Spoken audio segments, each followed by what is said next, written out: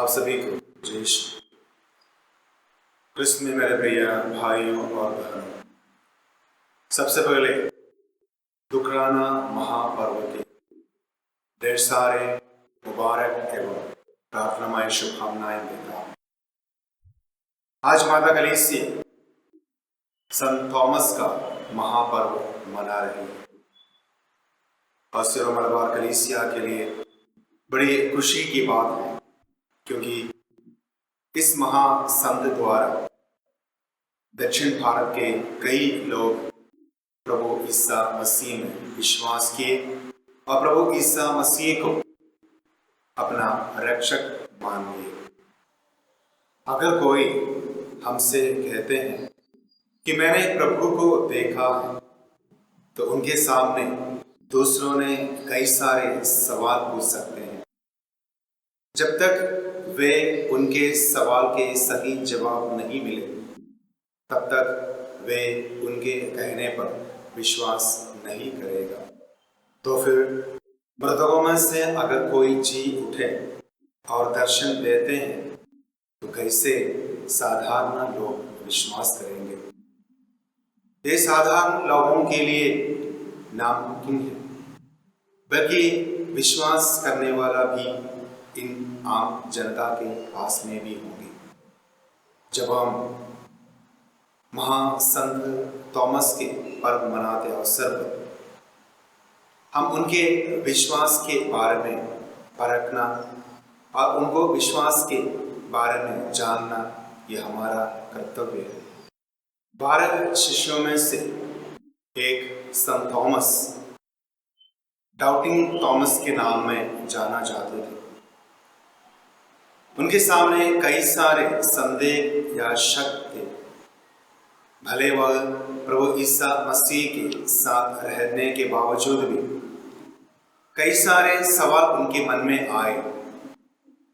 Bible यही नहीं कहता है कि उनके मन में क्या क्या सवाल आए और वह क्या क्या प्रश्न पूछे, ये बाइबल हमें नहीं कहता है। संत मत्ती के सुसमाचार अध्याय 16 पवित्र वचन 16 में पढ़ते हैं।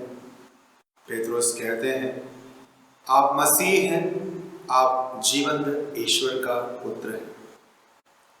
सबसे पहले प्रभु ईसा मसीह को मसीह नाम से बुलाने वाला शिष्य। संत यूहन्ना के सुसमाचार अध्याय 11 पवित्र वचन 27 में हम पढ़ते हैं। मार्था कहती है, आप वह मसीह हैं, आप जीवंत ईश्वर का पुत्र है। इन दोनों व्यक्तियों ने अपने विश्वास की घोषणा प्रभु ईसा मसीह को अनुभव करते हुए सबके सामने प्रस्तुत किए थे। जब आज माता कलीसिया महासंत थॉमस का पर्व मनाती, इस अवसर पर संत थॉमस के विश्वास के बारे में या उनकी जीवनी के बारे में थोड़ा बहुत मनन चिंतन करना हमारे लिए उचित है। भले संत मत्ती, मरकुस एवं संत लूकस संत थॉमस के बारे में कुछ भी नहीं बताते हैं, जहाँ तक संत यूहन्ना के सुसमाचार में संत थॉमस के बारे में कुछ ना कुछ हमें मिलते ही हैं। संत यूहन्ना के सुसमाचार अध्याय 11 पवित्र वचन 16 में हम पढ़ते हैं, संत थॉमस अपनी साहस की सार्थकता दिखलाते हुए वह अपने सह शिष्यों से कहते हैं, चले हम भी इनके साथ जाकर मर जाए।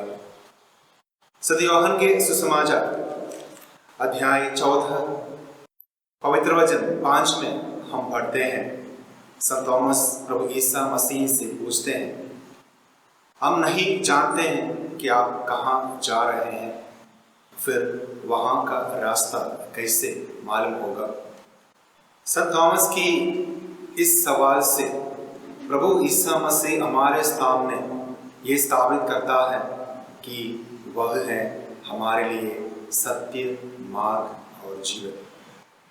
कृष्ण में मेरे प्रिय भाई और बहनों, सिर्फ वह संत के या वह शिष्य के कारण प्रभु ने सारे संसार को ये बता दिया कि वह है इस संसार के मार्ग, वह है इस संसार के सत्य और वह है हमारे लिए अनंत जीवन।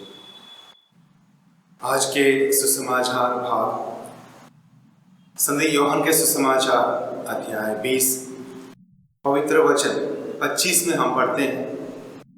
वहां पर जब दूसरे शिष्यों ने थॉमस से ये कहा कि हमने प्रभु को देखा है, तब थॉमस ये कहता है, जब तक मैं उनके हाथों में कीलों का निशान ना देख लूं, कीलों की जगह पर मैं अपनी उंगली ना रख दूं, आप उनके बगल में मैं अपना हाथ ना डाल दूं, तब तक मैं विश्वास नहीं करूंगा।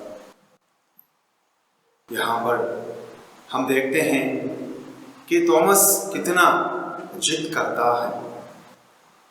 प्रभु यीशु मसीह को जब अन्य शिष्यगण ने देखा और अनुभव किया है, तो जब थॉमस ने यह सुना तो वह भी चाहते थे कि वह जीवित मसीह को देखे और अनुभव करे। 8 दिन बाद जब प्रभु यीशु मसीह दोबारा वही शिष्यों के सामने दर्शन देते हैं, उस समय संत थॉमस भी वहां मौजूद थे। जैसे प्रभु ने संत थॉमस को बुलाया और जैसे वह चाहता था, वैसे ही उसे करने के लिए बोला। लेकिन थॉमस अपने आंतरिक अनुभव से, अपने आंतरिक आत्मा की आवाज से, वह ऊंचे स्वर से सबके सामने अपने विश्वास की घोषणा करते हुए यह कहता है, मेरे प्रभु मेरे ईश्वर, मेरे प्रभु मेरे ईश्वर। एक महान एवं अर्थपूर्ण विश्वास की घोषणा है। प्रभु और ईश्वर में हम थोड़ा सा अंतर देख सकते हैं। प्रभु माने वह सर्वशक्तिमान है, दुनिया का सृष्टिकर्ता है और सभी मानवों का रक्षक है। एक ही प्रभु सबों पर शासन करता है। ईश्वर कई सारे हैं, जैसे कि धन का ईश्वर है, प्यार का ईश्वर है और विनाश का ईश्वर है। लेकिन आज के समाचार में जब थॉमस ये कहा, मेरे प्रभु मेरे ईश्वर, इन 4 शब्दों में एक महान सच का प्रकटीकरण हम देख सकते हैं। वह यही है कि प्रभु यीशु मसीह ईश्वर है। पहली बार एक शिष्य ने यह स्वीकार किया कि यीशु मसीह एक गुरु एवं ईश्वर पुत्र के अलावा वह खुद ईश्वर ही है। जब हम संतों के जीवनी पढ़ेंगे तो हमें ये समझ में आएंगे कि उनका जीवन का लक्ष्य क्या था। वे अपने जीवन में 3 प्रमुख बातों को जोर देते थे। सबसे पहले उनके जीवन द्वारा प्रभु ईश्वर को महत्व देना। दूसरा, वे प्रभु ईश्वर की इच्छाओं को पूरी करें। और तीसरा, वे एक दूसरा ख्रिस्त बन जाए। इन तीनों बातों को वे प्रमुख स्थान अपने जीवन में देते हैं और जब वे इसके अनुसार जब जीते हैं, तभी उन लोगों को हम संत कहलाते हैं। कृष्ण में मेरे प्रिय भाई और बहनों, जब भी हम संतों का त्योहार अपनी कलीसिया में हम मनाते हैं, तो इन त्योहारों के लिए एक लक्ष्य वही है कि हम भी इन संतों के गुणों को अपनाते हुए, उनके जीवनी से कुछ सीख पाते हुए हम भी संत बनना चाहिए। जब आज संत थॉमस का महापर्व मनाते इस अवसर पर हम उनके साहस, धीरता एवं दृढ़ता पर मनन चिंतन करना हमारे लिए उचित है। किस प्रकार वह व्यक्ति, वह महासंत दक्षिण भारत एवं अन्य देशों में जाकर प्रभु का सुसमाचार निडर से प्रचार किए और कई लोगों को, कई अन्य धर्म के लोगों को प्रभु में विश्वास कराते हुए ईश्वर की ओर अग्रसर किए। जब हम इस त्योहार मनाते अवसर पर हम भी एक निर्णय लें, एक प्रतिज्ञा लें कि हम इस संसार में जब हम जीते हैं तो हमारा पूर्ण जीवन हम ईश्वर के लिए समर्पित करें।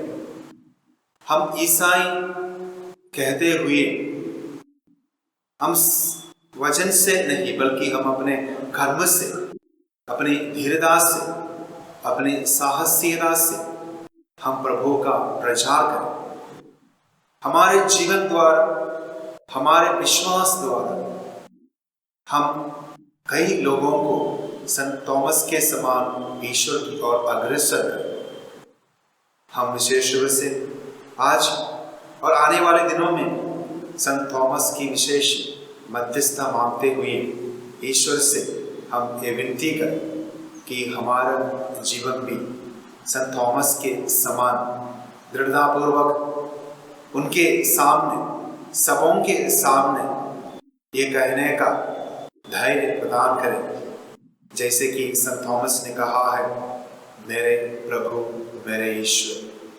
तो आइए मेरे प्रिय भक्तों, हम संत थॉमस से निवेदन करें और उनसे मदद मांगे ताकि वह उनकी मध्यस्थता द्वारा हमें भी वह धैर्य प्रदान करते हुए ईश्वर के कार्य में निरंतर लगे रहने की कृपा ईश्वर द्वारा वह हमें करा सकेंगे। इसके लिए हम आज की इस प्रार्थना द्वारा हम ईश्वर से दुआ करें। सर्वशक्तिमान ईश्वर हम सभी को आशीष प्रदान करें। पिता, पुत्र और पवित्र आत्मा के नाम पर आमीन।